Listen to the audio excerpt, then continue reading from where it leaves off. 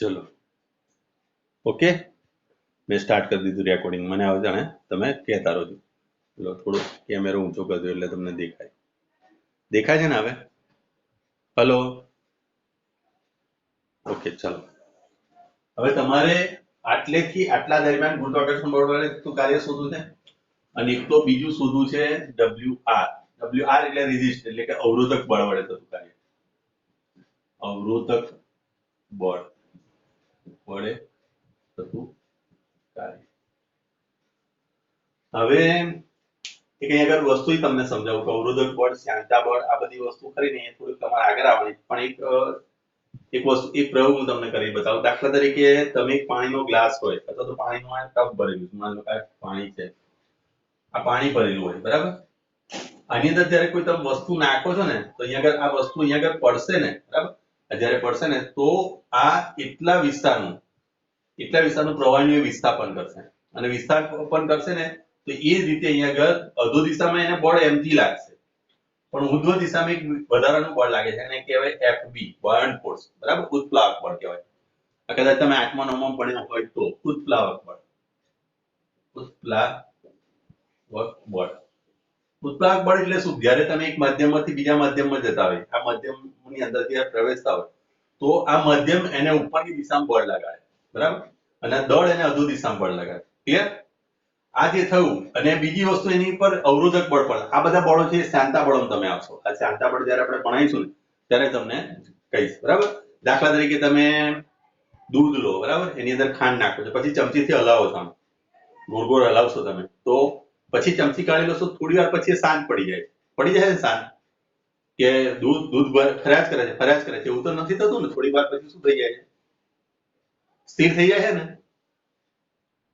તો એનું કારણ છે એની અંદર શાંતા બળ આવે બરાબર તો શાંતા બળ છે ને બે જે સરિય સપાટીઓ હોય બે સાપેક્ષ સપાટીઓ વચ્ચે અવરોધક બળ ક્રિએટ કરે બરાબર બે વસ્તુ જ્યારે એકબીજા સાથે સાપેક્ષ ગતિ થતી હોય તો એકબીજાને અવરોધે એ બળ થયું શાંતા બળ થયું તો અહીંયા આગળ બી જ્યારે હવાની અંદરથી આમ આવતો હતો તો હવાનો અવરોધક બળ એને ઉપરની તરફ ગતિ કરાવતું હોય બરાબર એને ઉપરની તરફ ગતિ કરાવતું હોય અને એ વખતે બીજું એક પણ બળ લાગે બરાબર એ બળ એ રીતનું લાગશે કે અહીંયા આગળ આની પર આ સ્થાન પર જ્યારે આવશે ત્યારે એનું પરિણામી બળ શૂન્ય થઈ જાય શું થાય પરિણામી બળ શૂન્ય થઈ જાય એ વખતે જો પરિણામી બળ શૂન્ય થતું હોય આ વખતે અડધી ઊંચાઈ એને ટર્મિનલ વેગ મળે ટર્મિનલ વેગનું મિનિંગ હું તમને સમજાવું તો જ્યારે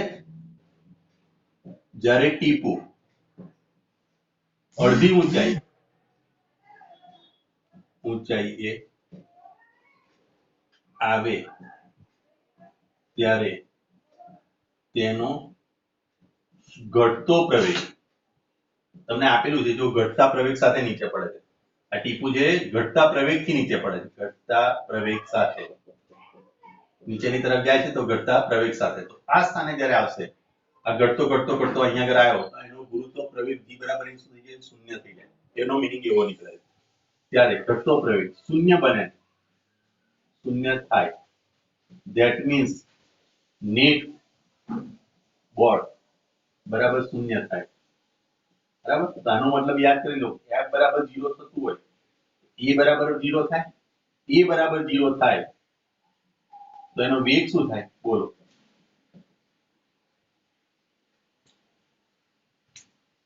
પરિણામ માનસી મિતુલ નથી આવ્યો માનવ બોલો કોઈ એક તંત્ર એવું છે કે જેની પર નેટ ફોર્સ 0 થાય છે બરાબર પ્રવેગ એનો શૂન્ય થઈ જાય ઘટતા પ્રવેગથી નીચેની તરફ આવે ઘટતા પ્રવેગથી નીચેની તરફ આવ્યો અને રસ્તાની અંદર વચ્ચે અડધા માર્ગે એનો પ્રવેગ શૂન્ય થઈ જતો હોય તો એના વેગ વિશે તમે શું કહેશો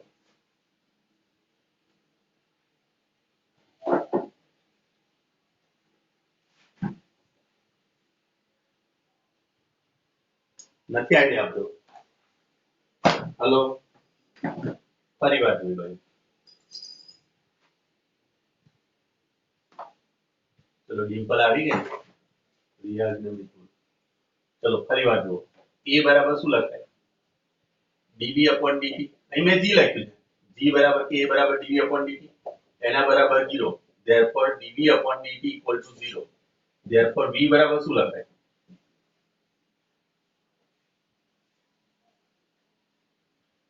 કોઈ પણ રાશિનું વિકલન શૂન્ય આવતું હોય તો એ રાશિને ખાલી જગ્યા કહે છે અચળ. કોણ બોલ્યું? પરીના એકલી બોલી. બરાબર. આવતીકાલે છે ને દરેક જણ પરીના સિવાયની વાત કરું. આ વાક્ય હું જે લખું છું ને 10-10 વાર લખજો. બરાબર. બાકી મને લેસન ના બતાવશો. આ વાક્ય તમારે લખવાનું. બરાબર. કોઈ પણ રાશિનું વિકલન શૂન્ય થાય તો તે રાશિ અચળ છે. બરાબર.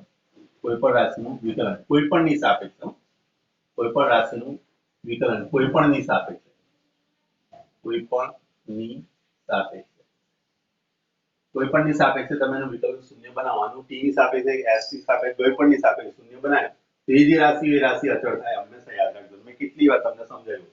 બરાબર. હવે આનો મીનિંગ થાય અહીંયા આગળ અચળ થાય. અચળ થાય એનો મતલબ થયો કે અહીંયા આગળ થી અહીંયા આગળ સુધી પહોંચશે ને ત્યાં સુધી આ વેગ એનો શું રહેશે? 10 મીટર પર સેકન્ડ જ રહે. એ બદલાશે નહીં. એનો મતલબ કે અંતિમ વેગ એનો શૂન્ય નથી. એનો વેગ હંમેશા કેટલો સુધી રહેશે? 10 મીટર પર સેકન્ડ. એવું આ વસ્તુ કહેવા માંગે છે. સમજ પડી? ચલો આ વાક્ય 10-10 વાર લખજો. પરીના સિવાયના બાકીના બધા જ. બરાબર. કોઈ નેટવર્ક પ્રોબ્લેમ છે ગમે તે છે મારે નથી જોતું. મારે અહીંયા આ વસ્તુ કાં તો તમે કોમેન્ટ કરી નાખો. બરાબર. લખાશે કે નહીં લખાય? હે? હેલો, લખશો ને ખરા? હે? હેલો, શું કીધું? ઓકે ચલો આ વખતે હું નથી આપતો. ચલો કેન્સલ રાખું છું. નેક્સ્ટ ટાઈમ જો તમે આ વાક્ય ભૂલ્યા કે ભાઈ કોઈ પણ રાશિનું વિકલન કરવાથી એનું વિકલન શૂન્ય થતું હોય તે રાશિ અચળ છે, 100 વાર લખવા આપી દઈશ. આ ધ્યાન રાખી દો. બરાબર. આ વખતે બધાને કેન્સલ કરી નાખું છું. આ લખતા નહીં. ફરી વાર જયારે હું પૂછીશ અને નહીં આવડે, મારે લેસનની હાથે લોહી લેવા દેવા નથી. મારે તમારા મગજની અંદર ઉતારવાનું. લેસન તો બધા ઘણા કરે યાર.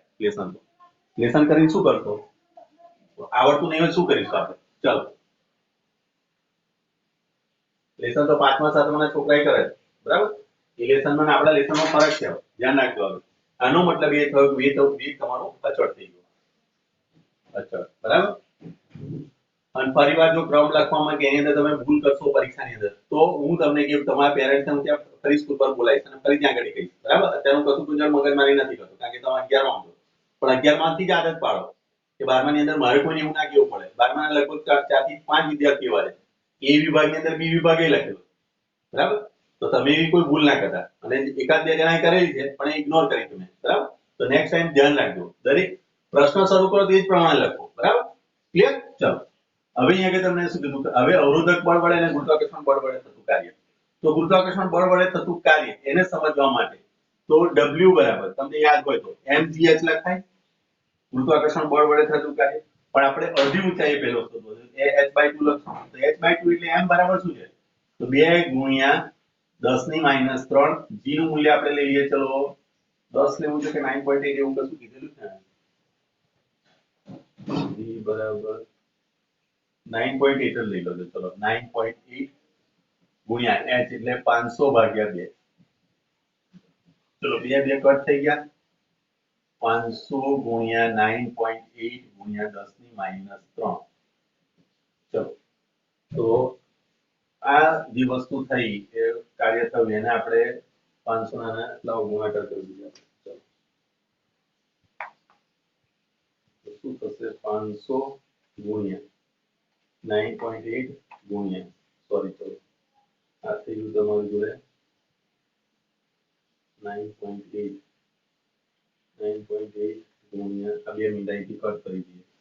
-1 કટ કરી દઈએ. 9.8 ગુણ્યા 5 9.8 ગુણ્યા 5 કરી દઈએ તો 49.0 10 - 1 તો તમારી જોડે 4.9 જૂલ. આટલું થયું. W1 G1 કહી દો. બરાબર. એ જ રીતે બીજા ભાગમાં પણ આટલું થાય તો WG2 એટલે કે આ પ્રથમ અડધા ભાગ માટે. બરાબર. તે જ રીતે બીજા અડધા ભાગમાં કાર્ય WG2 લખવા જાઓ એ પણ આટલું થવાનું છે 4.9 જૂલ. ક્લિયર? Therefore ગુરુત્વાકર્ષણ બળ વત્તા અવરોધક બળ, જ્યારે ગુરુત્વાકર્ષણ બળ લાગુ પડતા હશે એ વખતે એની અંદર અવરોધક બળ પણ કામ કરતું હશે. એ બંનેથી થતું કુલ કાર્ય એ તમે જોવા જશો એટલે આ બંનેનું સમેશન કરશો એટલે આ બંને વત્તા આ ગુરુત્વાકર્ષણ બળનું કાર્ય એટલે 4.9 એટલે 9 ગુણ્યા 18 4.9 ગુણ્યા 2 9 ગુણ્યા 18 9.8 જ આવશે 9.8 બરાબર પ્લસ WR આ તમારું કુલ કાર્ય થયું કુલ કાર્ય ક્લિયર અને ઇક્વેશન નંબર 1 આ હવે તમે જાણો છો કાર્ય ઊર્જા પ્રમાણ મુજબ કાર્ય ઊર્જા પ્રમેય મુજબ શું થશે W બરાબર ડેલ્ટા K તો W બરાબર શું છે તો WG પ્લસ એટલે ગુરુત્વાકર્ષણ બળ વડે થયેલું કાર્ય 9.8 જૂલ આવશે બરાબર અને આવશે WR is equal two K final minus K initial તો WG તો તમારી જોડે છે 9.8 છે બરાબર પ્લસ WR જે અવરોધક બળ વડે થયેલું કાર્ય શોધવું આવે K ઇનિશિયલ તો મુક્ત પતન પામતો હોય તો K ઇનિશિયલ એનો શું લખાય એટલે કે V ઇનિશિયલ બરાબર 0 છે મુક્ત પતન થાવ ને ત્યારથી બરાબર ચલો તો આ તો ભાગ 0 થઈ જશે એટલે KF 0 KF બરાબર લખાય 1/2 mvf નો સ્ક્વેર -0 ધેટ મીન્સ કે હવે મારે જોઈએ છે અહીંયા આગળ કોના વડે થયેલું કાર્ય શોધવું છે આપણે અવરોધક બળ વડે થયેલું કાર્ય ધેટ મીન્સ કે અવરોધક બળ વડે થયેલું કાર્ય એટલે કે delta sorry WR is equal to 1/2 mvf નો સ્ક્વેર -9.8 ચલો 1/2 m બરાબર તમારે કેટલું છે m બરાબર તમને આપેલું છે દળ અહીંયા આગળ તમારે શોધવું પડશે બરાબર ચલો દળ mgh માં અહીંયા આગળ ભૂલ કરું લીધું m અહીંયા આગળ કેવું લીધું મેં m બરાબર એની ત્રિજ્યા આપેલી છે દળ નથી આપ્યું બરોબર અહીં ભૂલ થઈ ગઈ આપણે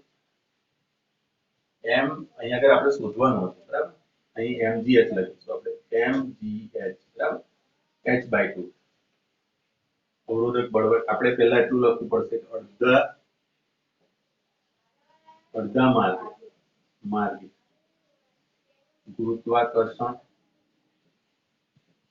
બળ વડે થતું કાર્ય ધેટ મીન્સ કે હું લખું છું W1 લખું ચલો ઇઝ ઇક્વલ ટુ mgh/2 કોણ કોઈ આવ્યું ચલો m બરાબર હવે m બરાબર શું m બરાબર આપણે અહીંયા આગળ યાદ કરી લેજો ρ is equal to m/v therefore m is equal to ρ * v લખાય બરાબર ચલો અહીંયા આગળ તમને કોઈ બીજી વસ્તુ આપેલી હોય તો ચલો હવે હવાના ρ માટે તમે 1 લઈ લઈએ બરાબર ρ * v બરાબર હવા માટે આપણે 1 લઈ ચાલીએ તો m ની જગ્યાએ હું લખીશ ρ * v * gh/2 લખાય ρ બરાબર હું 1 લેવું અને v બરાબર લખીશું 4/3 pi r³ * g * h/2 બરાબર 4/3 3.14 ગુણ્યા r નો ઘન એટલે 2 * 4 * 8 8 ગુણ્યા 10⁻³ એટલે -9 ગુણ્યા g બરાબર 9.8 ગુણ્યા 250 ચલો આનું કેલ્ક્યુલેશન આપણે કરીએ શું આવે છે જોઈએ હવે આ બધાનું સમેશન કરીએ પહેલા એટલે 4 * 3.14 ગુણ્યા 8 ગુણ્યા 9.8 ગુણ્યા 250 ભાગ્યા 3 એટલે આવે છે તમારી જોડે 82058.67 લખી લો અને * 10⁻⁹ છે 1 2 3 4 4 પોઈન્ટ આપણે કાપી એટલે 8.2 * 10⁻⁵ જૂલ આટલું કાર્ય આનું ડબલ ગુણ્યા 2 કરી એટલે ગુરુત્વાકર્ષણનું કાર્ય આટલું આવવું જોઈએ 1.6 સમથિંગ આવવું જોઈએ જોઈ લઈએ આપણે જવાબ 1.6 સમથિંગ આવે ગુરુત્વાકર્ષણનું કાર્ય ગુરુત્વાકર્ષણ છઠ્ઠું ચેપ્ટરનો દાખલો કયો છે 13મો 11 12 13મા દાખલો 0.802 અર્ધગાળા માટે આને આપણે આમાં ફેરવીને 10⁻³ બરાબર mgh g બરાબર 9.8 લીધા એ h બરાબર 2 એટલે 250 મેં કરી દીધા 9.8 1 2 3 4 4 કાપ્યા મેં તો એ 5 ગયા જવાબ કેમ નથી આવતો 8.2 જૂલ 500 મીટર mm જ છે ને એટલે m બરાબર ρ = m/v ρ નું મૂલ્ય હવા માટેનું મૂલ્ય શું લખાય છે હવાનું ઘનતાનું ગુણાંક હવા માટે કોઈ જગ્યાએ હોય તો જોઈ લેવું પડે હવા માટે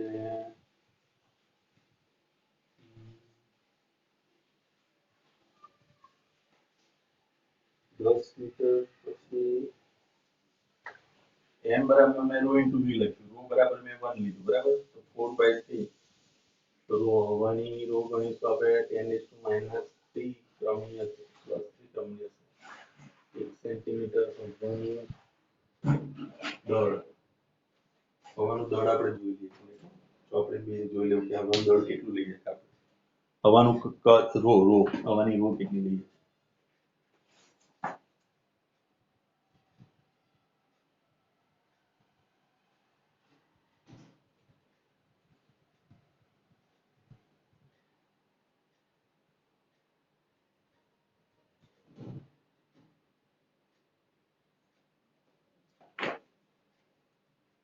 હવા માટે ρ 1000 લેવાય પાણીની એક હશે હવાની નહીં 1000 લીધી ચલો 1 મિનિટ અહીં આપી નથી હવાની ચલો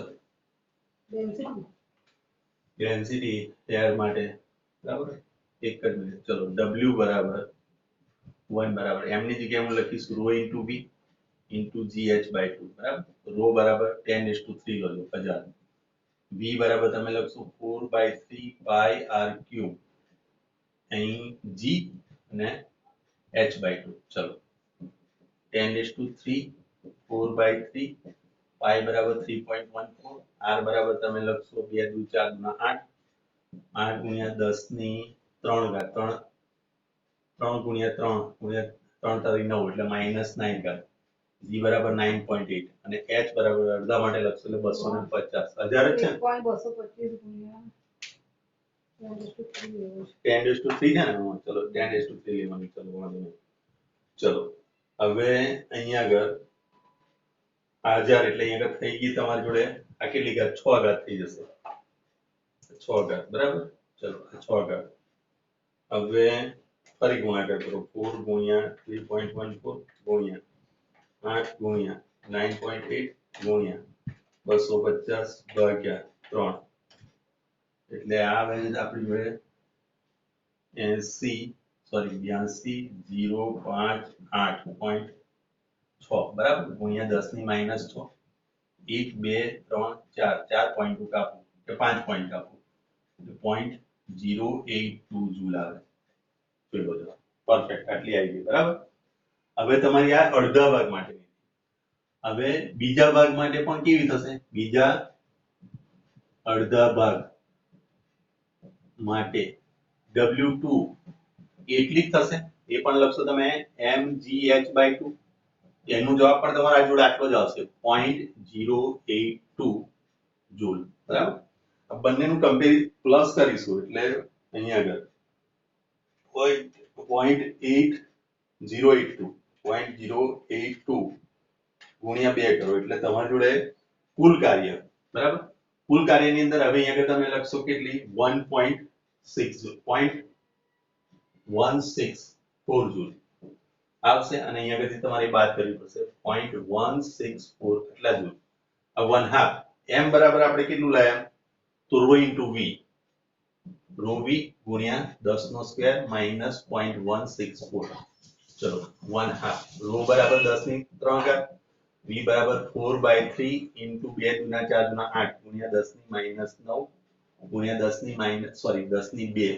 ઓછા 0.164 સરસ દાખલો છે જોજો આપ ચલો અહીંયા આગળ ત્યાં બે કટ કર્યા આપણે બરાબર 8 * 16 16 ભાગ્યા 3 ગુણ્યા આ 5 ઘાત એટલે -4 ઘાત -0.164 ચલો 16 ભાગ્યા 3 બરાબર 16 ભાગ્યા 3 બરાબર 5.3 એટલે આ જવાબ આવશે 5.3 into VF નો સ્ક્વેર 4 થશે ને આ 4 ઘાત થશે 4 ઘાત એટલે 4 ને 3 7 7 ને 2 9 બરાબર -2 ઘાત થશે અને આવશે 5.33 into 10 is to minus 0.164 એટલે આના ભાગ્યા તમે 100 કરો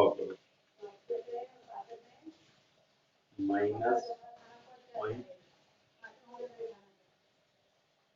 164 is equal to તમારી જોડે આવશે 0.1106 આટલા જૂલ પણ નેગેટિવ સાઇન શું બતાવે છે આ જે કાર્ય થશે એ ઓપોઝિટ ડાયરેક્શનમાં થશે એવું કંઈક છે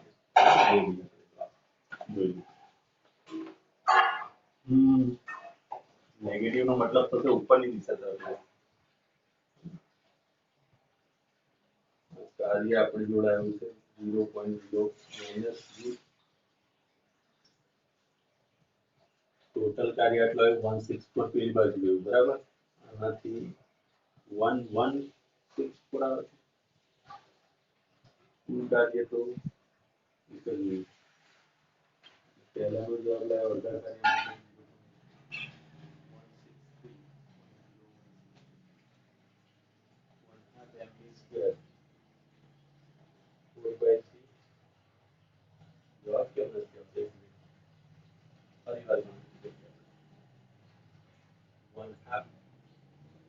બરાબર તમે લખશો m એટલે ρ * v ρ બરાબર 10:3 ગુણ્યા v ની વેલ્યુ અહીંયા તો લખીશું 4/3 8 ગુણ્યા 10 ની -9 ગુણ્યા 10 ની 4 ઘાત 10 નો વર્ગ કર્યો ને તો 10 મીટર પર સેકન્ડ એટલે શું જ આવશે સ્ક્વેર જ આવશે -0.164 બરાબર ચલો તો પછી આનો જવાબ થઈ જશે 8 * 16 / 3 * 10 ની 5 એટલે -4 ઘાત થશે -0.164 બરાબર ચલો હવે આની અંદરથી 16 ભાગ્યા 3 કરી દઈએ અને એના ભાગ્યા 10000 is equal to આટલા થયા -0.164 is equal to 1 is equal to energy આવશે તમારી જોડે -0.163 આટલા જૂલ WR માઈનસ એ બતાવશે એ ઉપરની તરફ લાગે ઓપોઝિટ ડાયરેક્શન ચલો સરસ દાખલો છે ભાઈ બરાબર ચલો જોઈ લો ના સમજ પડે તો મને ફરી પૂછો હું ફરી કરી બતાવું તમને